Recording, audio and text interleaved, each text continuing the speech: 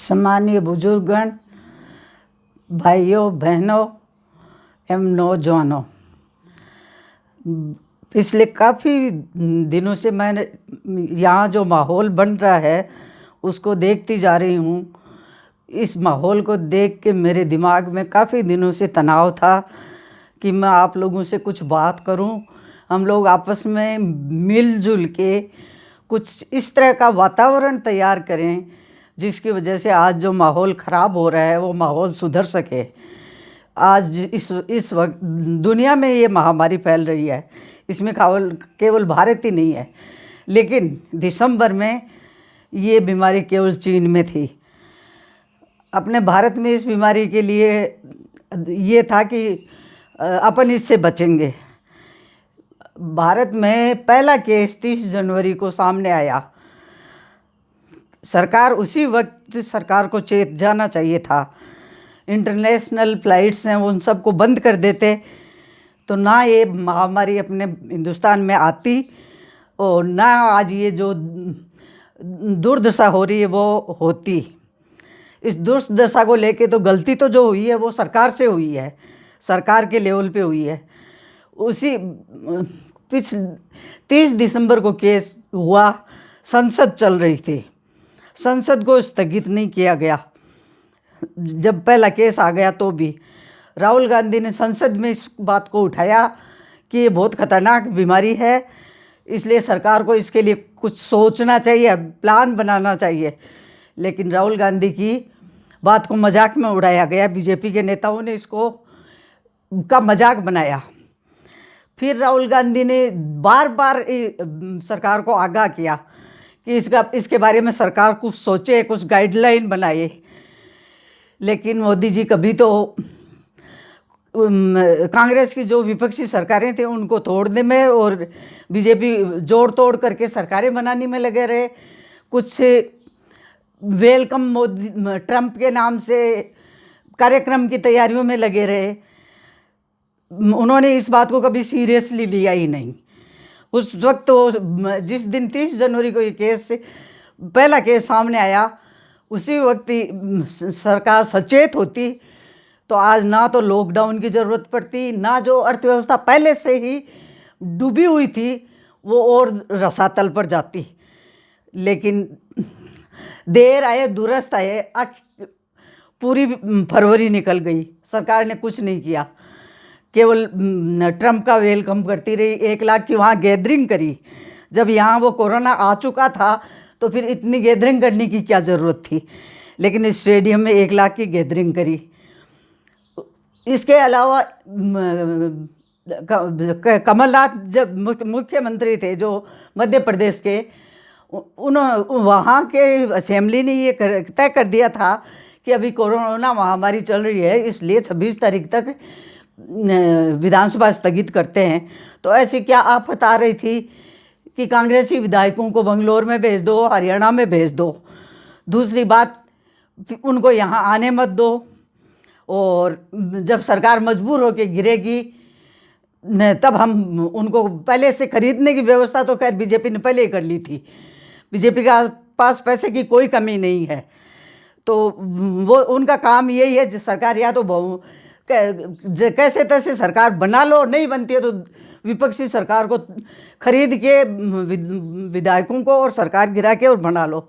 ये तो जिस दिन से बीजेपी सत्ता बनी है तभी से ये इनका खेल चल रहा है, आज कोई नई बात नहीं है। तो वो उसी जोड़ में लगी रही, इसलिए उन्होंने लॉकडाउन नहीं किया।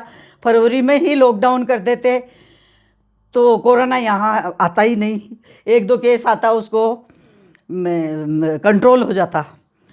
फिर दूसरी जो सबसे बड़ी गलती हुई है, आज जो माहौल हिंदू मुस्लिम का इन लोगों ने कर दिया।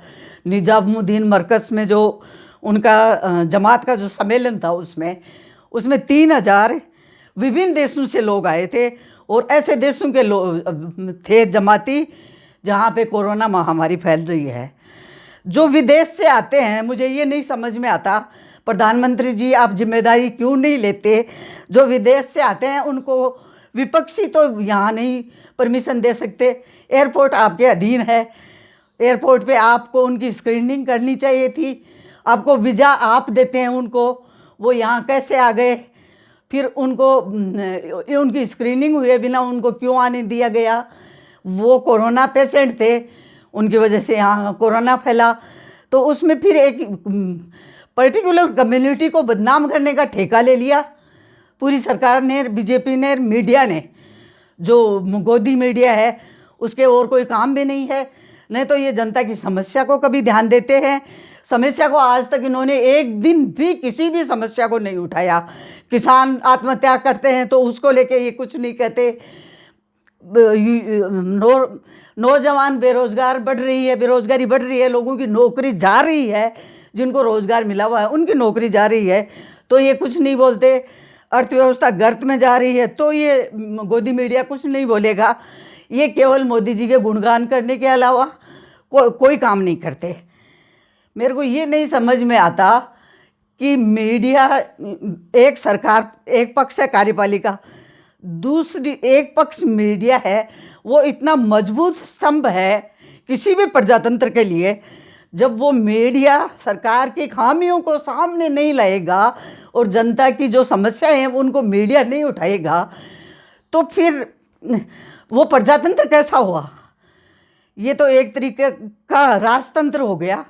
राजतंत्र में लोगों को बोलने की इजाज़त नहीं होती थी।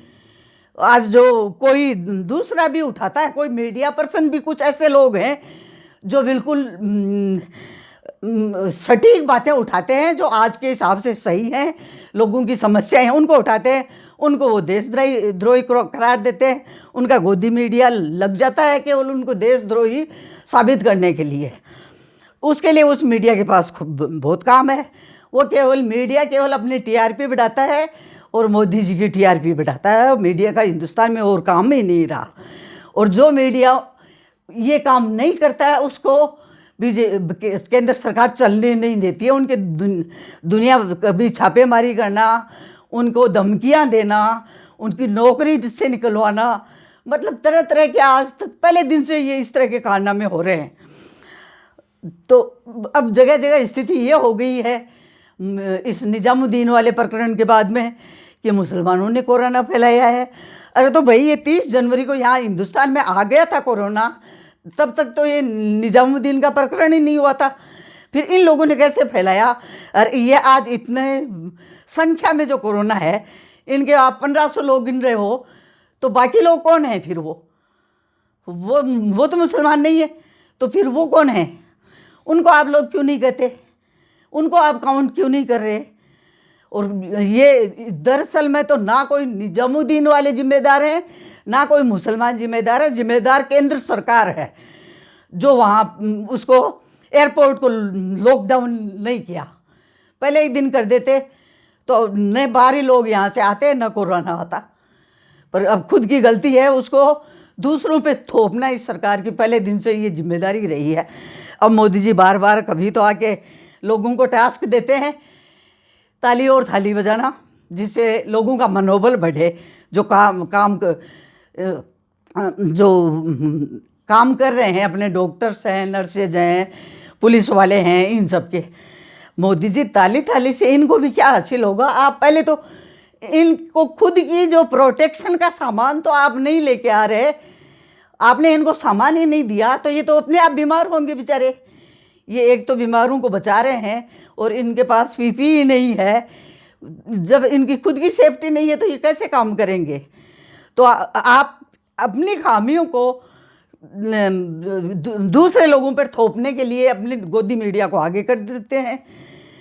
आज भी डॉक्टरों के पास पीपीई नहीं है। हिंदुस्तान के डॉक्टर बार बार ये कह रहे हैं, कभी वो कह रहे हैं हम इलाज नहीं करेंगे, तो वो मजबूर हैं बेचारे। वो भी क्या करेंगे? जान पूछ के आग में कौन कूदना चाहेगा? ये आपकी जिम्मेदारी है। क्यों मेडिकल आपके पास इतना सामान नहीं है? पहली बात तो जो यूरोपीय देश हैं वो इतने विकसित देश हैं, उनकी मेडिकल फैसिलिटी आपसे बहुत कई गुना ज़्यादा अच्छी है। वहाँ महामारी फैल रही है और कंट्रोल में नहीं आ रही है, और आपके यहाँ तो इतने साधन नहीं, इतनी जनसंख्या है। कम से कम आपको तो पहले दिन सोचना चाहिए था कि यहाँ बीमारी आ गई तो कंट्रोल नहीं होगी। और अब आप अपनी कमियों को है वो इनको मुसलमानों पे डालते रहो। अब जगह जगह मुसलमानों की लीचिंग शुरू कर दी लोगों ने। हर जगह से इनकी लीचिंग की खबर आने लग गई। इनके व्यापारियों को सामान नहीं बेचने दिया जाता है, कोई सामान बेचता है उसको मारते हैं। मतलब आपने क्या माहौल, जिस दिन से आप प्रधानमंत्री बने हैं, क्या माहौल कर दिया देश का। ये किस लिए कर रहे हैं आप लोग? आज का वक्त ऐसा है, ऐसा क्रूशियल वक्त है कि आपको समझ जाओ, अब भी वक्त है कि आपके लोगों को रोको जो इस तरह का माहौल बना रहे हैं। एकता की बात करो और कम से कम सोचो, जो काम कर रहे हैं डॉक्टर्स और इनकी सेफ्टी करो। किसानों की फसल पक गई है, किसान एक तो हिंदुस्तान का वैसे ही डूब रहा है बेचारा, उनकी कीमत नहीं मिलती है उनको। कभी भी आपने उनकी कीमत लागत के से ज़्यादा करने की कोशिश नहीं करी, जबकि आप पहली बार बने थे तभी आपने ये कहा था स्वामीनाथन भी रिपोर्ट में लागू करूँगा। आज 6-7 साल हो गए आपने वो, अब उसको आप याद भी नहीं करते। किसान रोज़ आत्महत्या करते हैं, आपके कोई फ़र्क नहीं पड़ता। क्यों मोदी जी, आपने कभी खेत में काम नहीं किया? आपको पता नहीं है कैसे खून पसीने से किसान काम करता है, रात दिन मेहनत करता है अपने बच्चों के लिए। वो कैसे बच्चों का पेट काट काट के उनको शिक्षा दिलवाता है। उसके पास पैसे की कोई कमाई नहीं है, ये किसानी है उसकी। इसके फसल के पैसे नहीं मिलेंगे, वो अपने बच्चों को क्या खिलाएगा, क्या पढ़ाएगा? कम से कम आत्मा में कुछ तो सोचो आप। क्यों किसानों की भी दुर्दशा करने पे आप तुले हुए हो? किसान की आज के दिन स्थिति बहुत खराब है। आप अब भी चेत जाओ, यदि आप हिंदुस्तान को बचाना चाहते हो तो। किसान और ये जो आज कोरोना के लिए जो लड़ रहे हैं, लोगों की सेवा कर रहे हैं, इनकी सुरक्षा की किसानों की सुरक्षा की, और किसानों को की फसल अब जो कटेगी वो सही तरीके से उसकी बिकने की उनको सही कीमत मिले। प्याज है वो मंडी में सड़ रहा है, उसकी कोई व्यवस्था नहीं हो रही है। आप तो लॉकडाउन तो कर देंगे, लेकिन जो दिहाड़ी मजदूर हैं वो रोज़ की कमाई करके बेचारा 100-200 रुपये लेके आता है और अपने बच्चों को खिलाता है, उसकी क्या हालत होगी? आप तो नहीं पहुंच सकते। वो रोज़ रोज़ मजदूर क्यों इकट्ठा हो रहे हैं हर शहर में? दिल्ली में कौन सी ऐसी जगह जहाँ नहीं हो रहे? उनके पूरा परिवार तो यहाँ होता नहीं है, उनका आधा परिवार तो अपने गांव में है बेचारों का। कोई भी विकट परिस्थिति आती है तो आदमी ये सोचता है भाई मैं मेरे बच्चों के पास चलूँ या मैं मेरे परिवार के पास जाऊँ। तो आपको लॉकडाउन करना था, उससे पहले इन मजदूरों की व्यवस्था करनी थी। सबसे बड़ी ज़रूरी काम था कि इनको इनके ठिकाने पर पहुँचाओ। और फिर सरकार की जिम्मेदारी होती है कर्फ्यू या लॉकडाउन तभी सफल हो सकता है जब आप इनके घरों में राशन, एक डोर टू डोर राशन पहुंचाने की व्यवस्था कर सको।